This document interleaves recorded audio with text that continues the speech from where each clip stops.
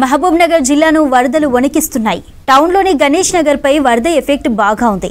అక్కడి చాలా ఇండ్లలోకి వరద నీరు చేరింది. దీంతో కాలనీ వాసులు ఇబ్బందులు పడుతున్నారు. ఉదయం నుంచి పబ్లిక్ బయటకు రాలేకపోతున్నారు.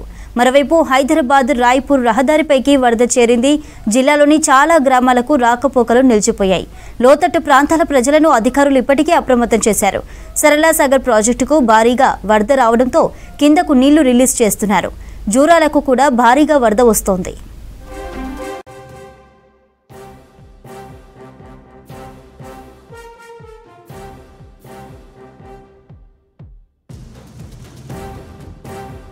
మరింత సమాచారం బాలకృష్ణ అందిస్తారు. Balakrishna, over to you. కూడా భారీ వర్షాలు కురుస్తున్నాయి. వాగులు వంకల్లోకి వరద ప్రవాహం పోటెడుతుంది. అటు ప్రాజెక్టులకు కూడా జలకళ ఉట్టిపడుతుంది. మామనాడు జిల్లాలో ఉన్నటువంటి పెద్ద వాగులన్నింటి కూడా వరద ప్రవాహం కొనసాగుతూ వస్తుంది. మామనాడు జిల్లాలో అటు ఉట్కూరు కానీ అట్లాగే నారాయణపేట కానీ మిగతా నాగర్కర్నూలు జిల్లాలో చాలా గ్రామాల్లో కూడా వరద ప్రవాహం కొనసాగుతూ వస్తుంది. వాగుల్లోకి భారీ స్థాయిలో వరద కొనసాగుతోంది. అటు నాగర్కర్నూలు జిల్లాలో ఉమామహేశ్వరం వద్ద జలపాతం కనువిందు చేస్తుంది. భారీ స్థాయిలో నల్లమల్లో కురిసినటువంటి భారీ వర్షానికి జలపాతం పూర్తి స్థాయిలో కనువిందు చేస్తుంది. ఉమామహేశ్వర ప్రాంగణం అంతా కూడా జలపాతం నుంచి వస్తున్నటువంటి వరద ప్రవాహంతో కనువిందు చేస్తుందని చెప్పవచ్చు. ఆ సుందర దృశ్యాలన్నింటినీ కూడా ప్రకృతి ప్రియుల్ని ఎంతగానో ఆకట్టుకుంటున్నాయి.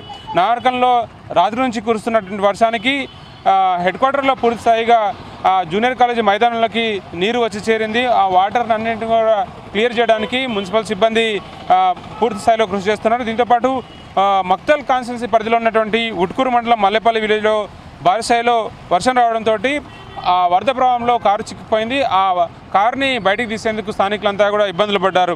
దీంతోపాటు బల్మూరు మండలం బాణాల సమీపంలో వాగులు పొంగిపొల్లడం వల్ల బాణాల కొండనాగుల గ్రామాలకు రాకపోకలు నిలిచిపోయాయి. ఇక మద్దూరు మండలంలో రాత్రి నుంచి కురుస్తున్నటువంటి వర్షాల వల్ల వాగులు వంకలు ఉప్పొంగి ప్రవహిస్తున్నాయి.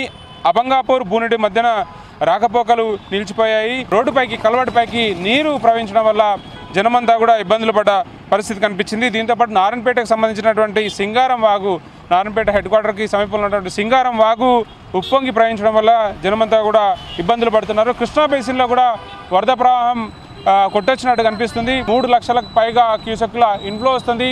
45 గేట్లు ఎత్తి దిగువకు నీటిని విడుదల చేస్తున్నారు. సో జిల్లా వ్యాప్తంగా కూడా క్షణం గ్యాప్ లేకుండా, నిమిషం గ్యాప్ లేకుండా కూడా రాత్రి నుంచి భారీ వర్షం కురుస్తుంది. ఆ భారీ వర్షానికి అటు చెరువులు కానీ వాగులు కానీ ఉప్పొంగి ప్రవహిస్తున్నాయి. హెడ్ క్వార్టర్లో కూడా పట్టణాలు పల్లెలు అనే తేడా లేకుండా భారీ స్థాయిలో వర్షం కురుస్తుంది. సో విద్యార్థులు ఎవరైతే మనం చూస్తున్నాం క్లియర్గా స్కూళ్లకు కాలేజీలకు సెలవులు ఇచ్చారు, వాళ్ళంతా కూడా వెనుదిరిగి వెళ్ళిపోతున్నారు. చిత్తడిగా మారాయి. హెడ్ క్వార్టర్లో కూడా అసలు ఎక్కడా కూడా గ్యాప్ లేకుండా వర్షం కురుస్తుంది. చాలా చోట్ల భారీ వర్షాలు పరుస్తున్నాయి. కొన్ని చోట్ల అయితే కుంభవృష్టి కురుస్తుంది. ఇక గ్రామాల్లో పట్టణాలు అయితే రికార్డు స్థాయిలో వర్షం అయితే కొనసాగుతుందని చెప్పవచ్చు. నాన్ స్టాప్గా వర్షం కురుస్తుంది. దీనివల్ల మామనాడు జిల్లా వ్యాప్తంగా కూడా రెడ్ అలర్ట్ అయితే ప్రకటించారు. భారీ వర్ష సూచన కారణంగా స్కూళ్లకు సెలవులు ప్రకటించారు. దీంతోపాటు అధికారులు లోతట్టు ప్రాంతాలని అప్రమత్తం చేశారు. ఇది మామనాడు జిల్లాలో వర్షానికి సంబంధించిన అప్డేట్.